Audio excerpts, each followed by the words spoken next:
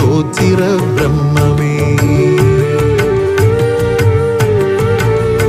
ദേവാദിദേവകൾക്കാദിയാം ദേവനെ ദേവാദി പൂജിതനിതോച്ചിര ബ്രഹ്മമേ. ചിറയിൽ വാഴും പരബ്രഹ്മമേ സകല ലോകർക്കുമാശ്രയമനുഗ്രഹം നീ. ആൽത്തറ രണ്ടിലും കുടിയിരുന്നരുളുന്ന ഓംകാരമൂർത്തിയാമേകനാഥ.